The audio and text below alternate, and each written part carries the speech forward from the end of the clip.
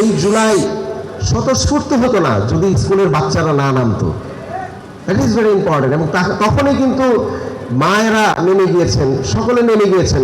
কিন্তু তার আগ মুহূর্ত পর্যন্ত যখনই যুবকরা ছাত্ররা নেমেছে, কোনো না কোনো পলিটিক্যাল ফ্লেভার দিয়ে হাসিনা আমাদেরকে কিন্তু ধ্বংস করতে চেষ্টা করেছে।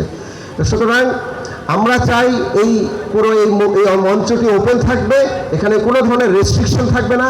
যে কেউ এসে, যে কোনো মতাদর্শের লোকজন এসে সে তার মতবাদ প্রকাশ করবে এবং এটা একটি গণতান্ত্রিক যে পরিবেশ, সেই পরিবেশ তৈরি হবে।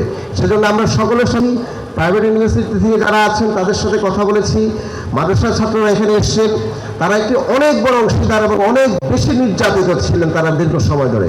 আমি প্রথমেই কৃতজ্ঞতা জানাচ্ছি যে এই প্ল্যানিংটি নিয়ে যখন আমার সামনে শিবলি এবং এখানে জুলাই যোদ্ধা যারা আছে তারা গিয়েছিলেন, তারা গিয়ে আমাকে বললেন যে আমাদের তো একটি মুগ্ধ মঞ্চ করা দরকার। এবং আমি তখন বললাম যে শুধু এই আইডিয়াটা না নিয়ে এসে আপনারা পুরো কম্প্রিহেন্সিভ প্ল্যান নিয়ে আসেন। সব মশার বিরুদ্ধে সুরক্ষা দিতে এলো বসুন্ধরা এক্সট্রিম অ্যারোসল, মশার বিরুদ্ধে এবং এই প্ল্যানটা চাইলে তো আমরা সিটি কর্পোরেশন থেকে ইজিলি করতে পারি, কিন্তু সিটি কর্পোরেশনের প্ল্যান কেন হবে? যারা এই আন্দোলনে অংশগ্রহণ করেছেন তাদের প্ল্যানটাই আমরা এন্ডোর্স করব, সেটা হবে সবচেয়ে ভালো।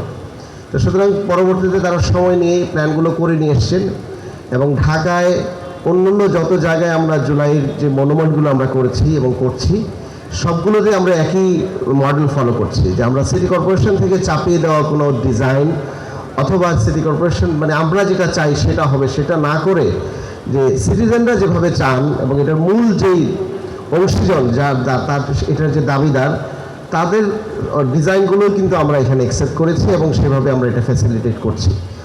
তো সুতরাং এটি একটি, আমরা চাই এই শহরটা এরকম একটি শহর হবে যে শহরের প্রতিটি সিটিজেন এই শহরগুলোকে ওন করবেন।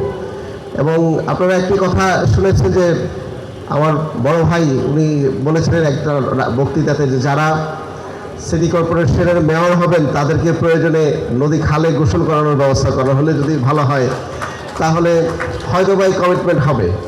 আপনাকে মানে জানিয়ে রাখতে চাই, 2019 সালে প্রথম বুড়িগঙ্গায় গণগোসল কর্মসূচি আমি পালন করিয়েছিলাম এবং এটা আমেরিকা পর্যন্ত এটার ক্যাম্পেইন হয়েছিল। এবং তখনও আমরা বলেছিলাম যে রাষ্ট্রের যারা দায়িত্ব নেবেন তাকে রাষ্ট্রীয় যে ফ্যাসিলিটি থাকবে সেটাই বাধ্যতামূলকভাবে নিতে হবে, তারপরে অ্যাডিশনাল ফ্যাসিলিটির দিকে আমরা যাব। তো সুতরাং ওরকম শহর কিংবা ওরকম নগর, ওরকম রাষ্ট্র বিনির্মাণের যে কিংবা চিন্তা আমরা একসময় করেছি কিংবা করছেন আজকে আপনারা সকলে মিলে, আমি সাধুবাদ জানাই। এবং আমি মনে করি এই ধরনের এই এন্ডোর্সমেন্ট ডেফিনেটলি থাকা দরকার, কিন্তু তার আগে আমরা আপনাদের সাথেও বসতে চাই যে কিভাবে আমরা এই নগরকে পরিচ্ছন্ন করব। এই নগরের পিছনে, এই ওয়াটার বডিগুলোর পিছনে কিংবা মাঠ দখলের পিছনে শুধুমাত্র তো রাষ্ট্রীয় যন্ত্র না, রাষ্ট্রযন্ত্রের সাথে সাথে কিন্তু রাজনৈতিক দলগুলো এবং সেই রাজনৈতিক দলগুলোর মিত্ররা জড়িত, তাই না? যে এই ফ্যাক্টরিগুলো যারা মালিকানা আছেন এবং বাসাবাড়ির যারা আমরা আছি, আমরাই তো ময়লা করি।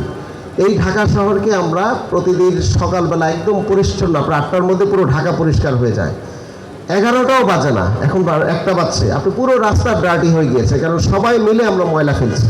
তো সুতরাং একটা সিভিক এঙ্গেজমেন্ট যেরকম প্রয়োজন, একই সাথে সাথে রাজনৈতিক সচেতনতা এবং রাজনৈতিক এঙ্গেজমেন্টটাও খুব গুরুত্বপূর্ণ। তো আমরা এগুলো চাই যেন সকলের অংশীজন মিলে আমাদেরকে আপনারা গাইড করবেন, অ্যাডভাইস দেবেন। একই সাথে সাথে আমরা চাই আমাদের কাজগুলোকে আপনারা ক্রিটিক্যালি দেখেন, তখন আমরা এটা আরও ভালো করতে পারবো।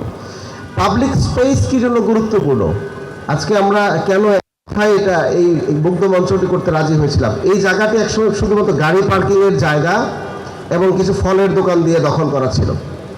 তো সুতরাং আমরা চেষ্টা করছি যে ঢাকায় বিভিন্ন পাবলিক স্পেস তৈরি করার জন্য, এবং এই পাবলিক স্পেসগুলো হচ্ছে গণতন্ত্রের সবচেয়ে বড় ল্যাবরেটরি।